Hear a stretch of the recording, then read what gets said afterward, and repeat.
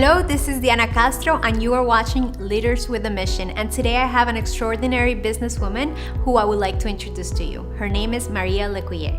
Maria LeCuyer is a revenue-driven business architect and mentor.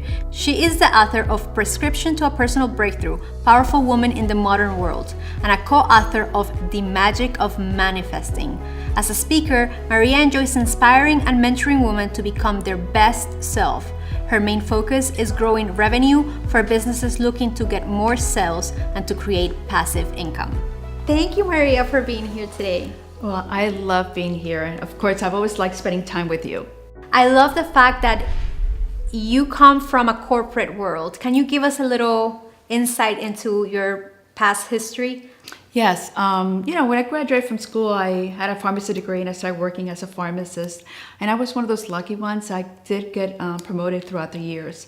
So the past 30 years of my life, I've been working in corporate America as a top executive.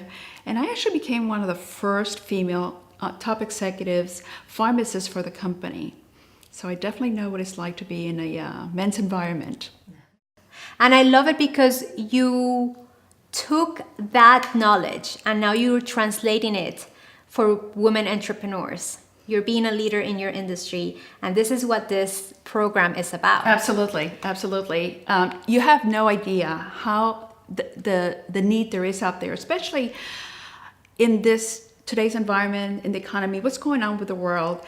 More and more the middle class is disappearing, and corporate America is not as lucrative as it used to be, especially if you're in a regular middle of the road type level. And I see a lot of people very frustrated. They're not making the kind of money they want to make. They don't have the freedom to do what they want to do. And so I've seen more and more people that are trying to leave their corporate job and start their own business, but they have no clue of how to do that. So that's where I came in. What happens is 3 years ago, I decided to retire from the company after 30 years. And for a while, I did take a year off, but then everybody was asking me, it's like, how did you do it? How did you do it?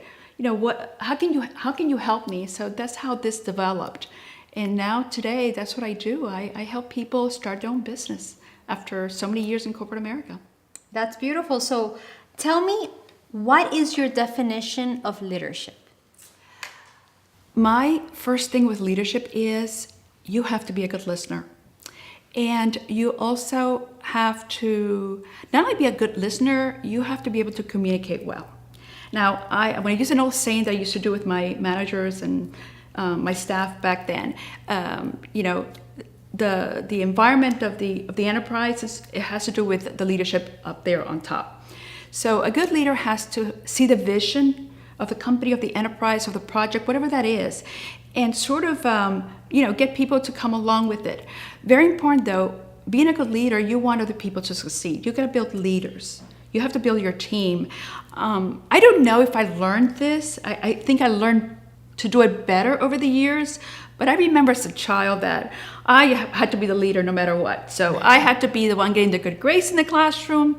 I also had to be, when it came to playing games, I'm the one that decided what plays we're going to get, we're going to play, and people had to follow me. So I don't know if I was just born with those genes, but pretty much that's my definition of a leader. And I really believe that a leader needs to use and encourage and empower other people. And it's really important, the engagement and how you treat people. And then people will follow you. I remember that when we filmed your video, it was funny because you were like, I'm very competitive and I have to be the one that gets the straight A's. Like, I really had to make sure that I was a winner.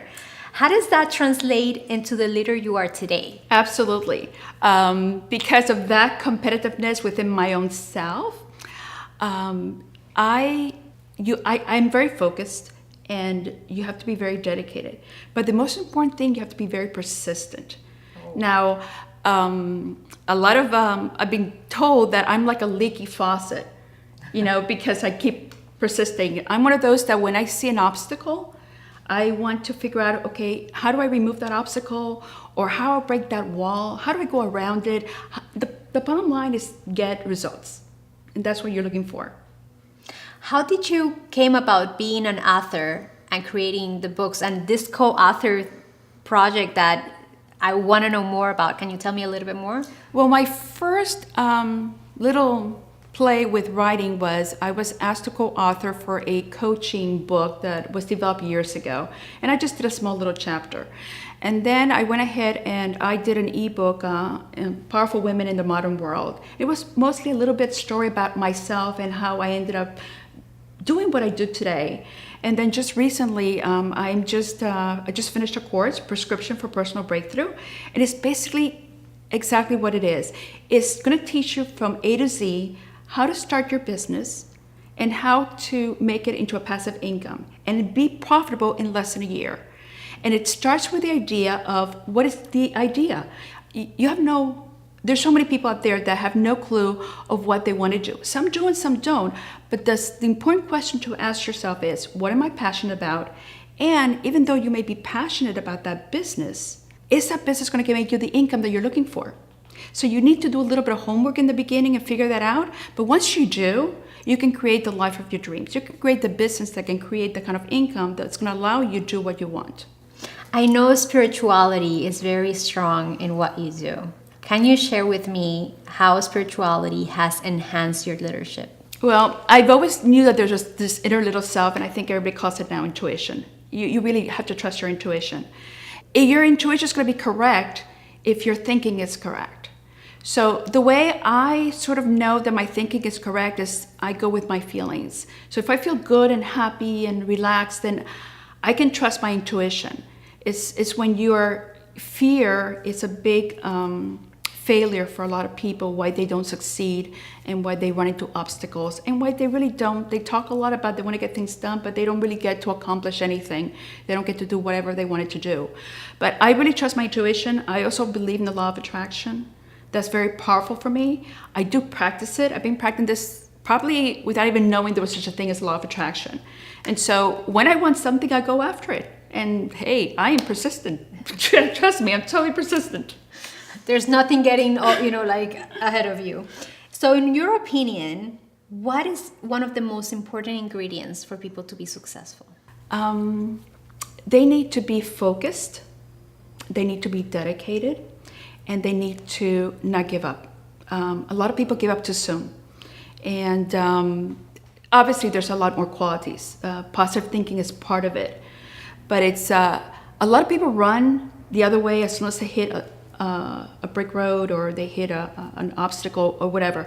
You have to know what you want, and you have to know how to go about to get it, and you have to be dedicated, and you have to be persistent. And everything else will come. But you have to take action. And now this prompts me to ask you, has there been any constant struggle in this journey to leadership, and what have you learned from it, if you have had any? Oh, for sure. This last 30 years or so, I've had tons of struggles and things get in the way.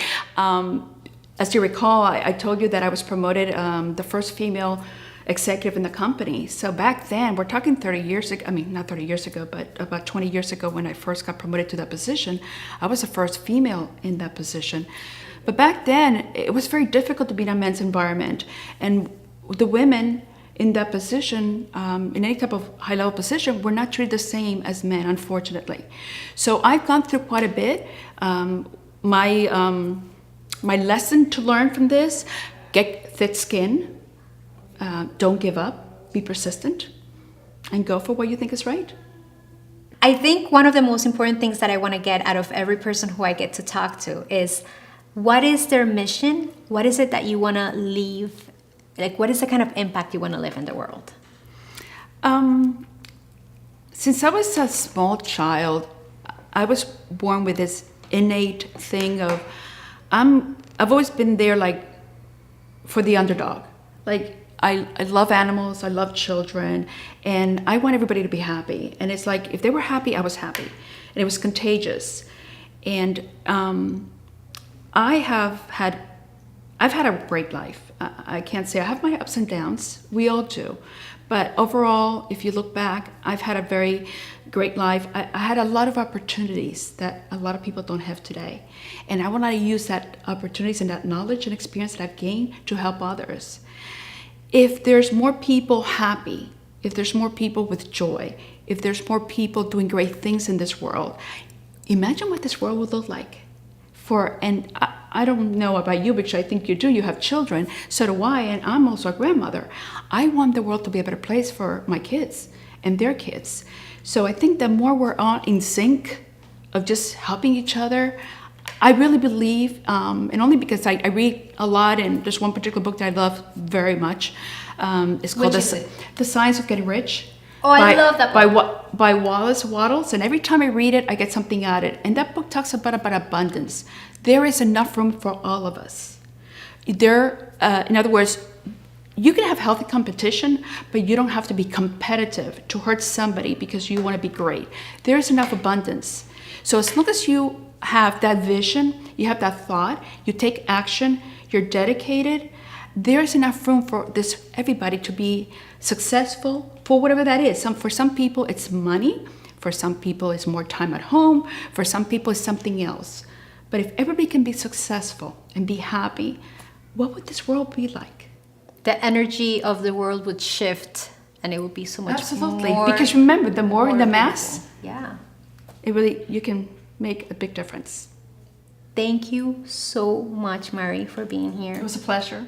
I love talking with you because you always have these awesome insights. And there is something that the first time we talked, when we were doing our brand discovery, I remember you saying that you were born to make a difference, and that you were going to act upon it because that was the only way you were going to be happy. Yes. When other people are happy. So it is your leadership that inspires this kind of work that we do. So thank you so much. It was a pleasure, like always, seeing you. Thank you. And spending time with you. Thank you. Thank you. So if you would like to know more about Maria LeCuyer, I invite you to visit her at marialecuyer.com. And for those of you who are leaders, or maybe you want to become a leader, or maybe you have a business and you want to position your brand as a leader in your industry, I invite you to visit us at forproductions.com. Please remember to subscribe, and in exchange, I will send you information on how to leverage the power of video to grow and make a bigger impact in the world.